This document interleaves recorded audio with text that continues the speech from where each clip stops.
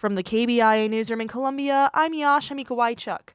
Missouri has the seventh largest state highway system in the United States, and a new MoDOT report says safety, reliability, and maintenance of infrastructure are top priorities for the next 25 years.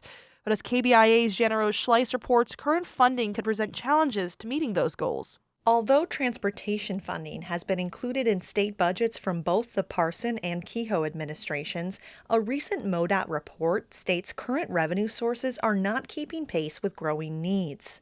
MoDOT Central District Engineer Michelle Watkins says budget challenges could compound due to the changing nature of cars. Hybrid vehicles or electric vehicles, while they're great for their impact to the environment, for instance, that's a great thing. They don't generate the same kind of revenues for transportation in the form of the traditional gas tax.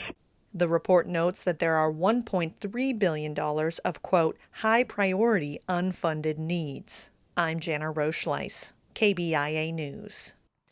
And Missouri parent groups are organizing against a measure on August's ballot because of school funding concerns.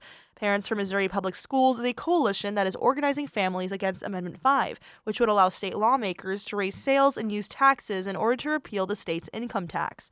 The GOP-run legislature already underfunded the state's education formula this fiscal year, which has a disproportionate effect on schools in more rural districts.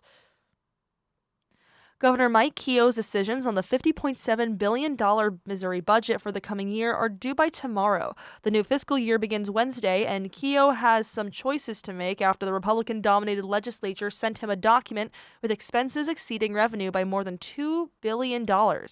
State Auditor Scott Fitzpatrick issued a renewed warning that such a trend cannot be maintained for future years. The Missouri Independent reports that the budget underfunds public K-12 schools and leaves higher education flat. There are also questions about funding for the state's Medicaid programs. And the Missouri Department of Agriculture has updated its animal movement requirements after a New World screwworm, a parasitic fly that can affect livestock, pets, and wildlife, was detected in Texas. KOMU8 reports there are no confirmed cases of New World screwworms in Missouri, and the new requirements apply to domestic animals entering Missouri from states where it has been detected.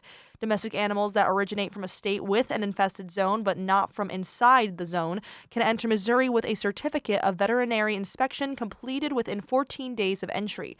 Animals originated from inside an infested zone must meet the movement requirements for their state of origin and obtain an entry permit from the Missouri State Veterinarian's Office. Missouri Department of Agriculture insists New World screwworm does not affect the safety of the U.S. food supply.